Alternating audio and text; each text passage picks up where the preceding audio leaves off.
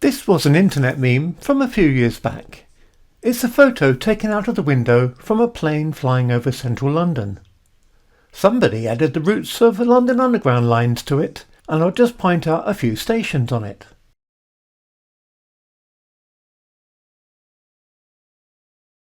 The final one I'll point out is Bank, where the Central Line and Northern Line have a junction.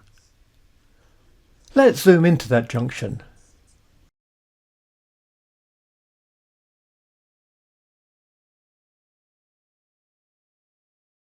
Now I'll superimpose a view of Roman London onto the scene, and the site of Bank Station was the most important junction of Roman London, the site of the Forum. Every new city that the Romans built was based on a grid of streets, and at the heart of the grid in every Roman city was the Forum. The Forum was the main market, the main gathering place, the centre of politics and civic society. This was in every Roman city, not simply London. But it's the Forum of Roman London we're going to take a look at. In every Roman city, the Forum was located at the intersection of two major roads, which the Romans called the Cardo and the Decumanis. The Cardo was always the primary market street, and the Decumanis was the military road connecting to other towns throughout the empire. From the Decumanis, in Roman cities we get the phrase "all roads lead to Rome." In London, the Cardo, a market street, followed the line of Cheapside and then Cannon Street, Holborn and Points West, roughly the route of the Central Line. The Decumanis led towards Rome. The Forum was situated on top of one of the two hills of London, Cornhill. It was sited immediately north of London Bridge, and this was the lowest point that the Thames could be bridged in Roman times.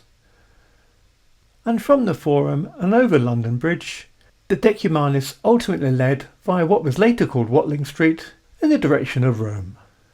And the Decumanis running north and south of the Forum follow the route of the city branch of the Northern Line.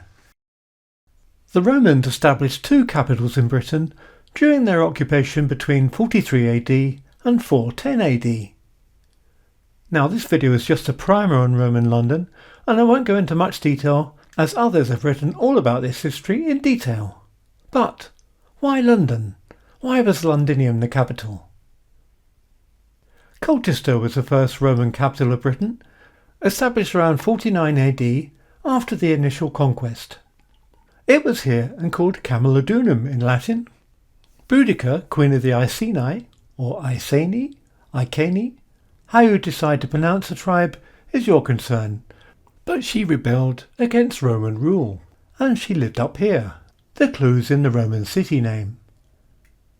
Boudica, or Boadicea if you like, and the Iceni, destroyed Colchester, and then she destroyed Verulamium, St Albans, and she laid waste to Londinium. After her defeat by the Romans, the empire moved its capital to London. Watling Street, the road between London and Dover, was the Decumanus. Dover, or Dubris if you like, was the headquarters of the Classis Britannica, the Roman fleet in Britain.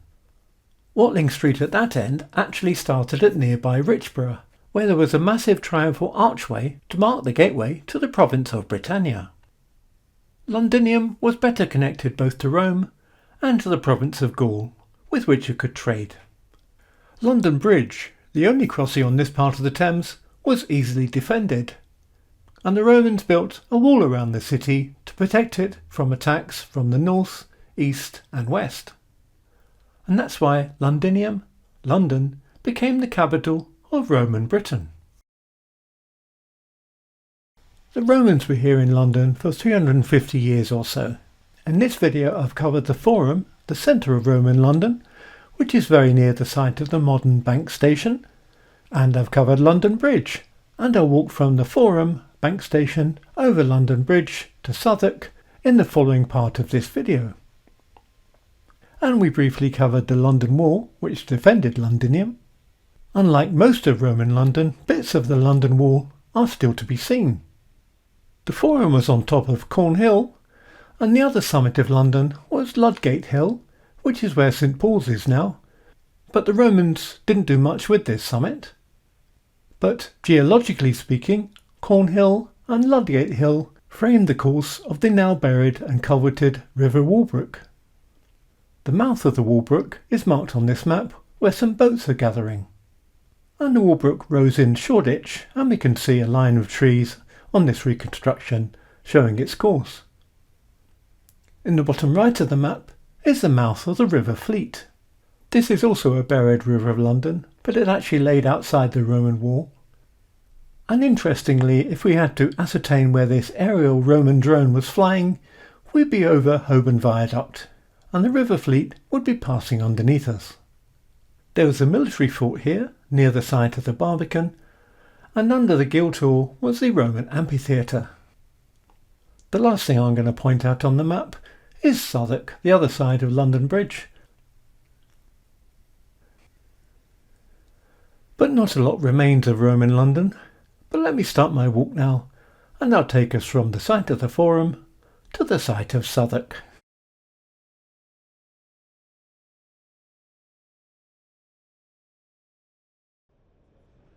The old lady over there, that's the Bank of England, and to the right of it the road called Cornhill, which ran to the hill called Cornhill originally. But we'll swing round to view Bank Station and the top of Lombard Street, and according to the Wikipedia, and who am I to argue, Lombard Street here has its origins in one of the main Roman roads of Londinium. It later formed a plot of land granted by King Edward I to the so-called Lombard bankers, merchants and lenders from northern Italy.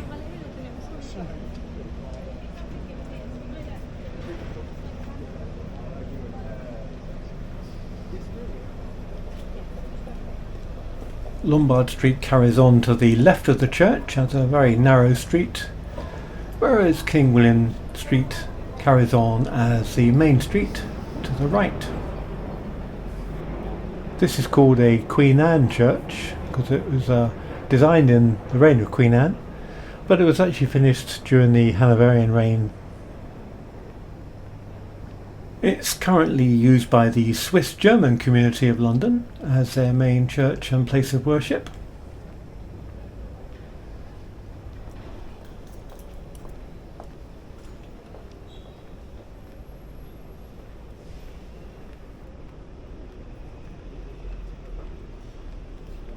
And speaking of Hanoverians, King William Street was finished in 1835 and was named after the reigning monarch of the time, King William IV.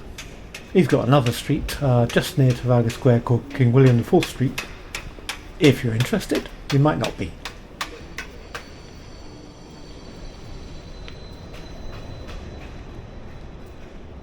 So we'll carry along King William Street here, and I think I might keep a bit stum until we get to the Monument Station junction.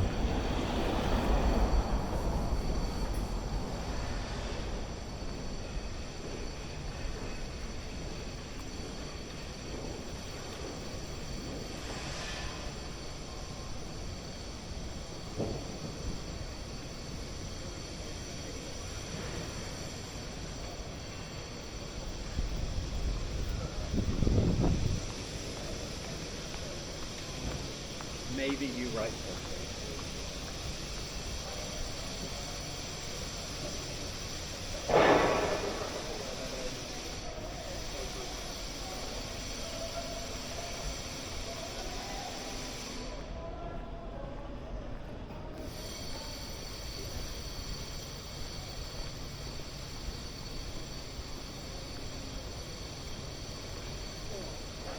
Under the brown fog of a winter dawn, a crowd flowed over London Bridge, so many, I had not thought death had undone so many.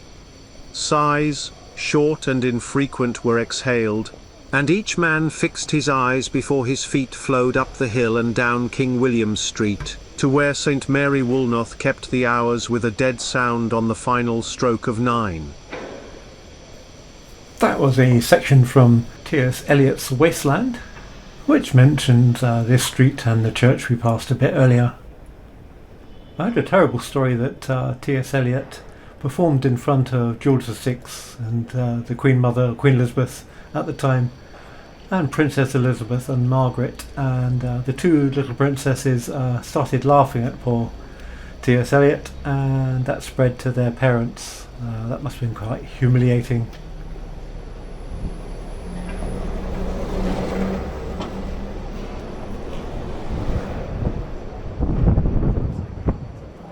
In Roman times we'd be skirting the western edge of the Forum here. The Forum was vast and hosted, amongst other activities, a huge multi-ethnic market with foodstuff from all over the empire. We've reached Monument Station quite quickly, and Bank and Monument Stations are, well, they're ridiculously close together and linked underground as one station.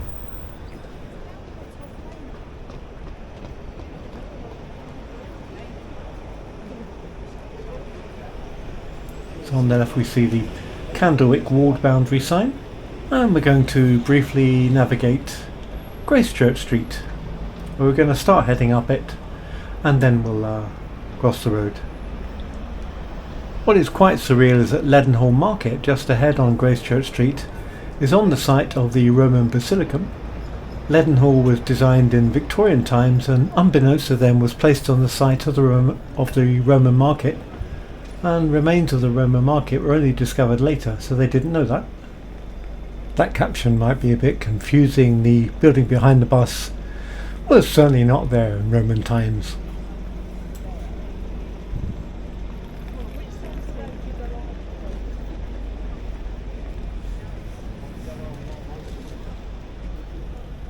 And here, since we're here, we'll have a sneaky peek at the monument to the Great Fire of London. The theory is you can push this over if you're strong enough and it will land exactly on the place in Pudding Lane where the Great Fire started in 1666.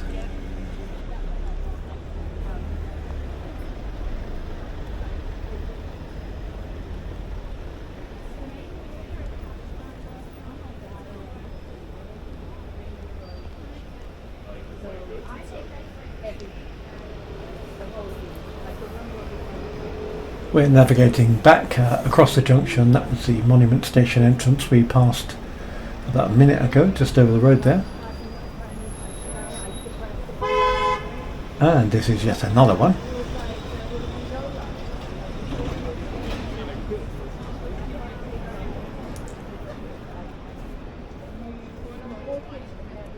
And now we're heading off to London Bridge, which is at the end of the street here, where that white that's Fishmonger's Hall, where that white Fishmonger's Hall building is,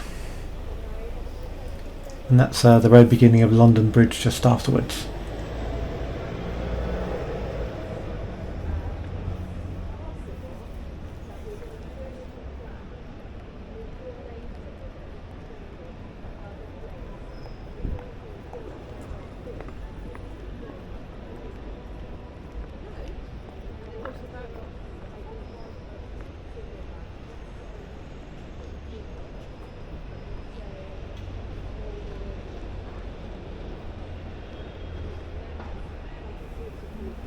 Another quick sneaky peek at the monument, and this little Waitrose was the very site of King William Street Station.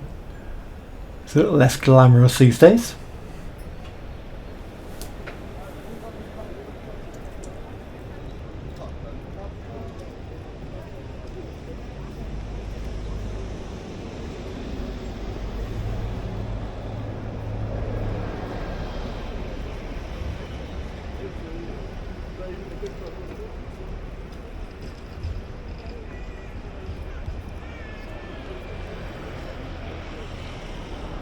London Bridge, which is coming up, obviously has no buildings upon it anymore. It used to in medieval times, but it's wholly part of the City of London until we get to the south side of the bridge, and it's even got an EC4 postcode all the way across, even though there's nothing needing an EC4 postcode.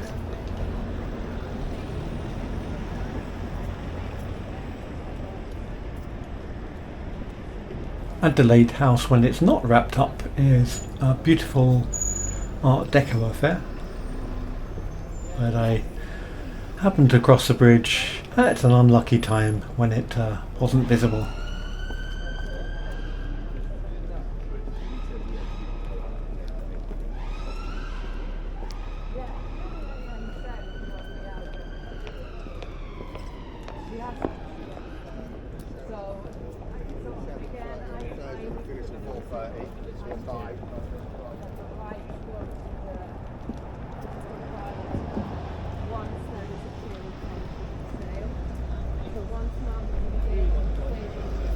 We actually got a peek of the shard in all its glory a bit earlier in this video.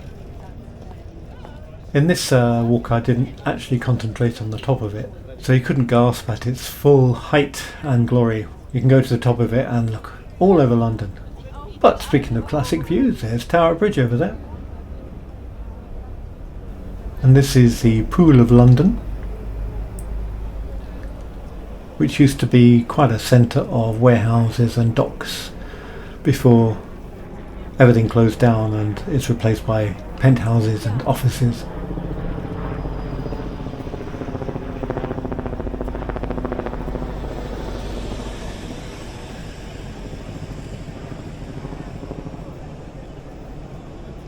I'm walking London during the mid-2020s,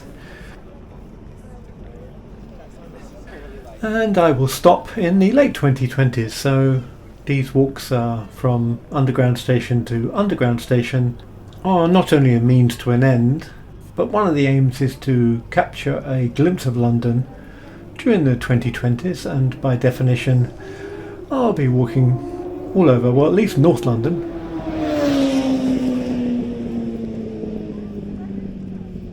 South London hasn't got so many underground lines, so South London is a little less covered than North London, but you'll get the drift. And that's Southwark Cathedral over there, which is just beside Borough Market, which we won't be exploring on this particular video.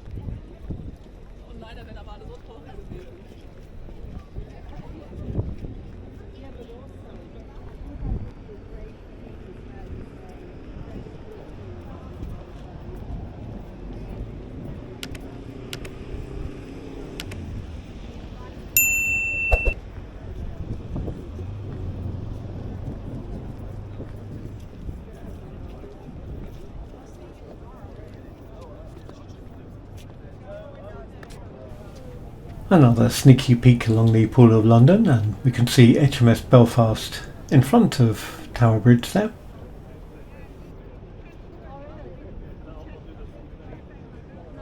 Some walks are cloudy. I try to do sunny walks, but this isn't one of them.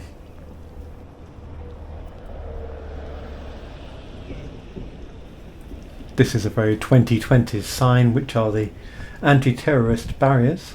It's to stop vehicles running over pedestrians along the bridge.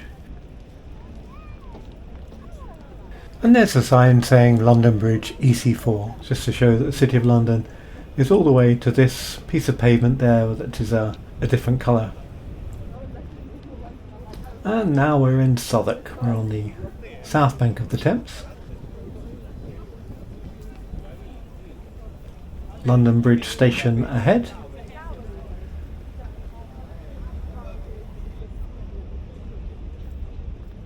And here are some street food stalls, which these must have to compete quite a lot against all the attractions of the nearby borough market. Although you can buy a city bus tour here, so it's not all food.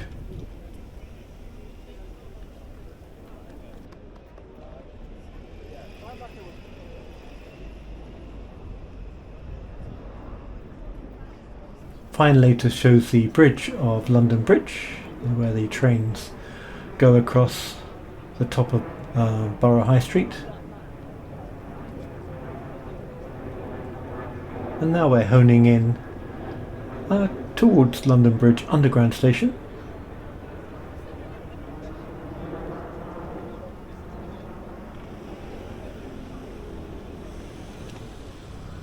The blossom is out because it was March when I walked this.